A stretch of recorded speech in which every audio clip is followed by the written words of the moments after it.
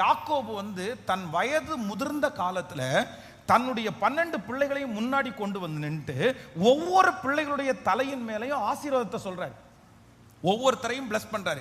அப்போ பிளஸ் பண்ணும்போது தன்னுடைய குமாரனாகிய ஆசேருக்கு அவர் என்ன சொல்றாரு அப்படின்னு சொன்னா, என் பிள்ளை புத்திர பாக்கியம் உடையவனா இருந்து தன் சகோதரருக்கு பிரியமா இருந்து தன் காலை எண்ணெயிலே தோய்ப்பான். அவ்வளவுதான், முடிஞ்சிருச்சு. இது ஒரு வசனம், இது ஒரு வார்த்தை, ஒரு தீர்க்கதரிசியின் மூலமாய் வந்த ஒரு பிளஸிங்.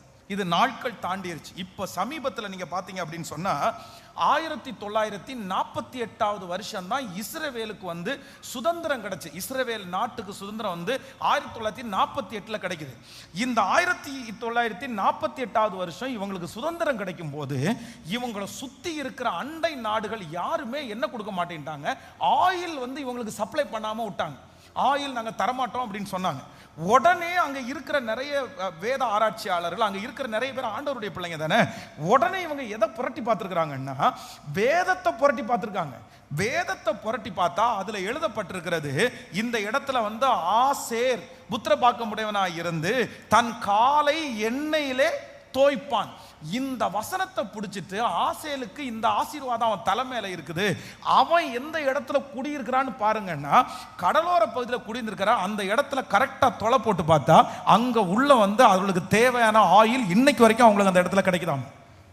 இத்தனை ஆண்டுகள் தாண்டி அப்போ ஒரு ஆசீர்வாதமான வார்த்தை, ஒரு ஆசீர்வாதமான வாக்கு தத்துவம் எத்தனை, கிட்டத்தட்ட 2415 வருஷம் அந்த வாக்கு தத்தத்தை 12 கோத்திரத்தின் மேல யாக்கோபு சொல்லும் போது அந்த வருஷத்திற்கும் சுதந்திரம் கிடைச்சதற்கும் கிட்டத்தட்ட 2400 வருஷம் பக்கத்துல 2000 இயர்ஸ், 2000 வருடங்கள் தாண்டி என்ன நடக்குது அப்படின்னு சொன்னா அந்த வார்த்தை அப்படியே ஆம் என்றும் ஆமேன் என்றும் நிறைவேறுகிறது. இப்போ நான் உங்களை கேட்கிறேன், நீங்க சொல்லிட்டு மறந்துடுறீங்க. நான் அப்படிதான் ஒரு முடிவுக்கு வந்திருக்கிறீங்க. நான் மனசுல ஒன்றும் வைக்கிறது இல்லைன்னு சொல்றீங்க. ஆனா அந்த நேரத்தில் நீங்க எரிஞ்சு தானே சபிக்கிறீங்க. அந்த நேரத்தில் மனசு வருத்தத்தோட தானே நீங்க சபிக்கிறீங்க. அந்த நேரத்தில் உங்க மனசு நொந்து தானே நீங்க சபிக்கிறீங்க.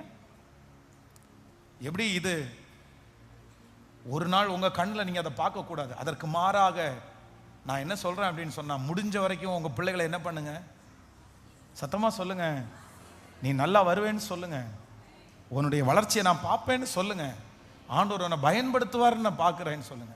நீ இப்படி பண்ணாத, நீ ஆசீர்வதிக்கப்பட்டவன் அப்படின்னு சொல்லுங்க.